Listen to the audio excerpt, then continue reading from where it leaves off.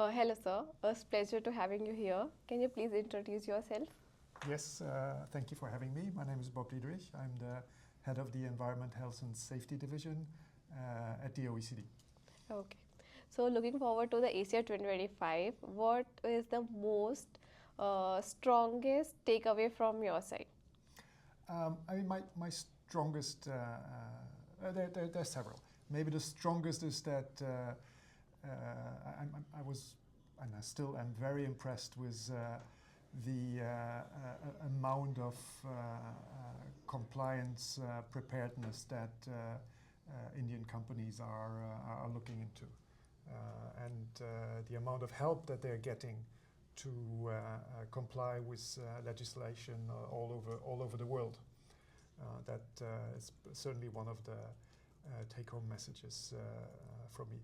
And one thing I think I knew from my past visits in India is that India has a very strong infrastructure of science and regulatory science as well.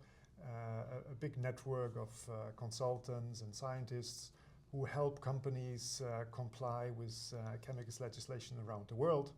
What's always frustrating is that companies do that for their external market, but not for their internal market because the legislation is not in place. Yes.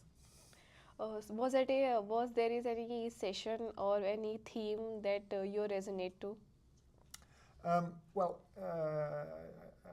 think one of the messages that I'm always trying to convey, which I hope came out in the sessions today, is that the globally harmonized system for classification and labeling is really one of the founding blocks of chemical safety infrastructure.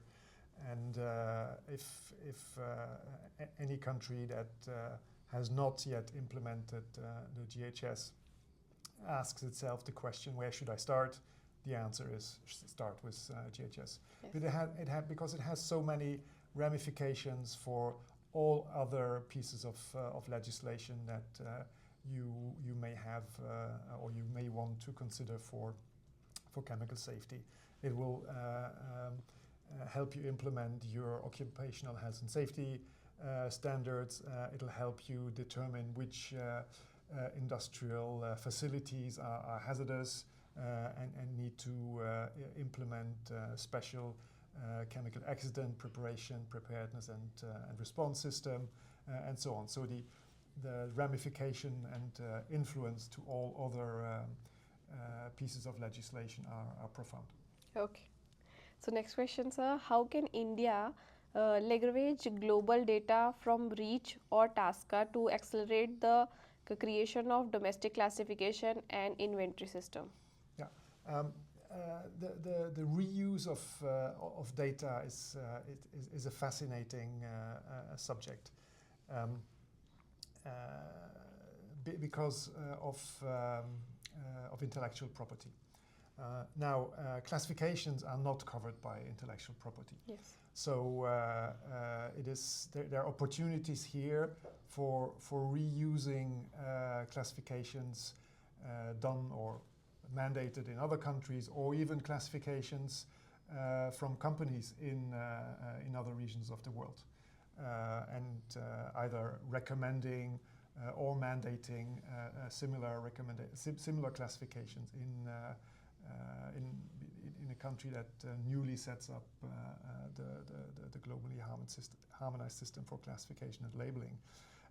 This is, by the way, one of the areas where, or one of the topics where the OECD is trying to help out. We have developed an internet portal where you can search for how chemicals have been classified in different parts of the world, so that companies can decide to reuse those classifications, and they do not have to go through the process of collecting scientific information and classifying themselves. So there's a large opportunity to save a lot of money. Yes. By just reusing classifications from other companies or reusing mandated classifications from other countries. Oh, yeah, maybe. Should India move towards a centralized regulatory center of excellence to harmonize, coordinate between the ministries and improve the implementation efficiency? Yeah, that's definitely would be one of my recommendations. Um, what is happening is that there's so many different pieces of legislation that are relevant for or that contribute to chemical safety, like chemical accident prevention, preparedness, response, like occupational health and safety provisions, or the GHS, of course, or others. There's a need for a whole government approach to make sure that they function coherently altogether. Yes. Just to give you an example, there's no. It would look very bad if the authority in charge of consumer protection would classify a chemical as hazardous, and an authority in charge of worker protection would classify the same chemical as not hazardous. Then you have a big discrepancy in the implementation of your legislation. So it would definitely make sense to coordinate between government agencies the different aspects of chemical safety. Yes. So what's your perspective to the perspective to the critical steps critical steps to regarding the the dialogues are translated into real regulatory world? Sorry, I did not understand. Sir, I want your perspective towards the dialogues we are talking about to the real regulatory world. What is your perspective, the critical steps we should take? Well, yeah, that's a more difficult question. The first step, I think, is the need for interministerial coordination body that can then decide what are the gaps in the national legislation. And set priorities for which gaps would need to be filled first, decide which ministries take a leading role in the implementation or in drafting legislation and implementation. Yeah, those would be my recommendation. And again, I would say that in terms of from what I've learned this week, from what I've learned where India is at, my recommendation would be start with GHS and then build the industrial and consumer chemicals legislation on top of that. Okay. Yeah. So one last question, sir.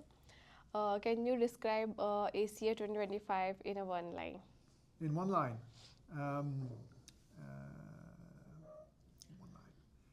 It was a great opportunity to learn more about what's going on in the region, which is a region which I don't engage with so much. So for me, it was a very positive experience.